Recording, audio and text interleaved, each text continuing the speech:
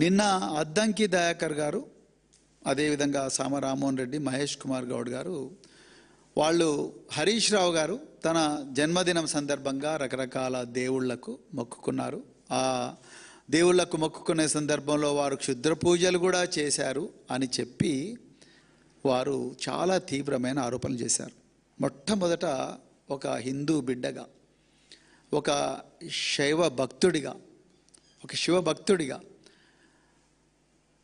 దక్షిణ కాశీ లాంటి అలంపూరు క్షేత్రంలో పుట్టిన బిడ్డగా, రేపల్లె శివ ప్రవీణ్ కుమార్గా నేను ఈరోజు కాంగ్రెస్ పార్టీ నాయకులను డిమాండ్ చేస్తున్నా, మీరు అర్జెంటుగా హిందూ సమాజానికి క్షమాపణ చెప్పండి. చెప్పాల్సిందే. అది సనాతన ధర్మాన్ని నమ్మే వాళ్ళైనా,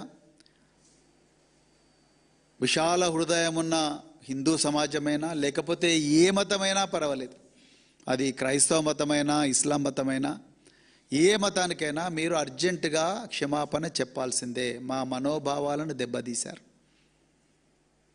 ఒక శివ భక్తుడిగా, ఒక శైవ క్షేత్రంలో పుట్టిన బిడ్డగా మా మనోభావాలు దెబ్బతిన్నాయి.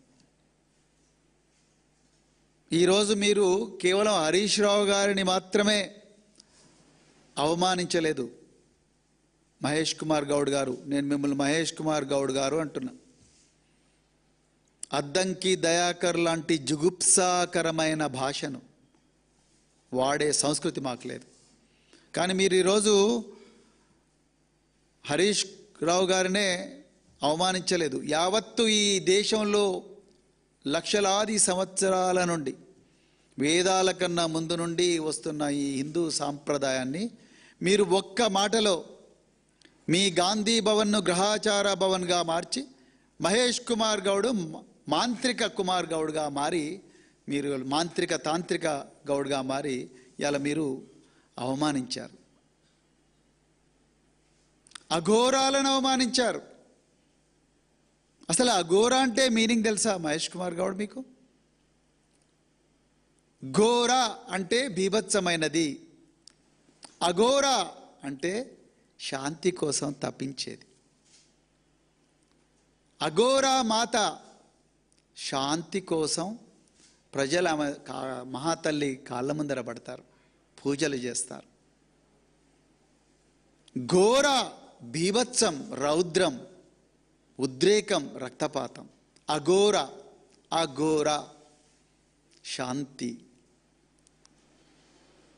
ప్రశాంతత, సుఖం, సౌఖ్యం, ఇవి సుఫలం, సఫలం, ఇవన్నీ కూడా అఘోరలో ఉంటాయి.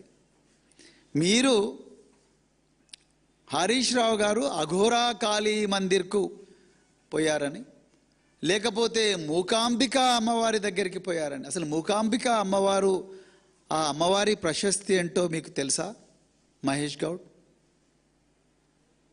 కర్ణాటకలో కొలువుదీరిన అమ్మవారు మూకాంబిక అమ్మవారు. వారి ప్రశస్తి ఏంటో తెలుసా? ఎందుకు పోతారో తెలుసా వారి దగ్గరికి భక్తులు?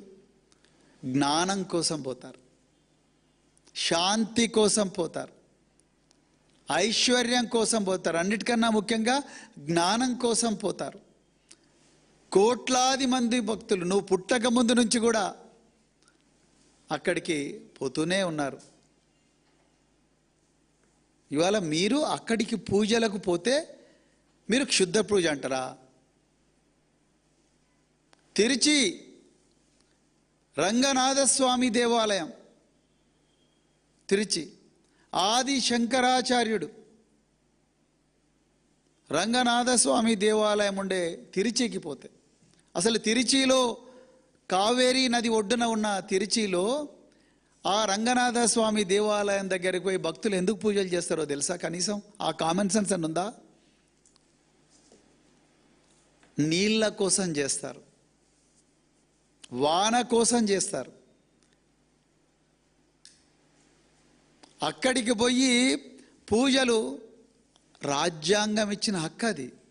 ఆర్టికల్ 19 ఏం చెప్తుంది? ఈ దేశంలో పుట్టిన ప్రతి పౌరుడు కూడా తనకిష్టమైన ప్రాంతానికి వెళ్ళవచ్చు, freedom of movement. Article 19 grants freedom of movement for any citizen of this country.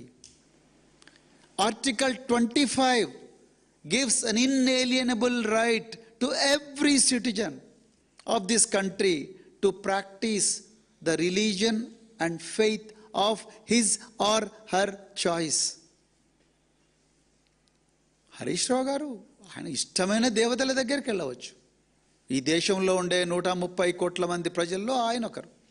ఈ తెలంగాణ రాష్ట్రంలో ఉండే 4 కోట్ల మంది ప్రజల్లో ఆయన ఒకరు. ఆయన ఏ దేవుళ్ళ దగ్గరికి పోయారు, ఏ దేవతల దగ్గరికి పోయి పూజలు చేశారు అనేది ఆయన వ్యక్తిగతం. రాజ్యాంగం ఇచ్చిన ప్రాథమిక హక్కు. సిగ్గు లేకుండా ఆ గ్రహాచార భవన్లో కూర్చొని మాట్లాడుతున్న మాంత్రిక మహేష్ కుమార్ గౌడ్, నేను ఆయన ఈరోజు ఎక్కడెక్కడ పోయిండో నా దగ్గర డేటాతో సహా ఆధారాలు ఉన్నాయన్నావు. అసలు నువ్వెవడా ఆ డేటా కలెక్ట్ చేయడానికి? ఎవరిచ్చారు నీకు రైటు? నువ్వు ఏ బ్రాండు బీరు తాగుతున్నావు, ఏ బ్రాండు లిక్కర్ తాగుతున్నావు అనేది నేను కూడా కనుక్కొని చెప్పగలను. మీరు రాత్రి ఎక్కడ దావత్ చేసుకుంటారు, ఏ హోటల్లో కూర్చుంటారు, ఎక్కడ వంటారు, అవన్నీ మేము చెప్పలేమా? మీలాగా నీచ స్థాయికి దిగజారలేదు మేము. ఎక్కడ నుంచి మాట్లాడుతున్నాను? గాంధీ భవన్ నుంచి మాట్లాడుతున్నావు. ఆ పేరు తీసేయండి, గ్రహాచార భవన్ అని పెట్టండి. దానికి నీ పేరు మహేష్ కుమార్ గౌడ్ నుంచి మాంత్రిక కుమార్ గౌడ్ అని పెట్టుకో, తాంత్రిక గౌడ్ అని పెట్టుకో. ఒక స్థాయిలో ఉండి మాట్లాడే మాటలేనా ఇవి?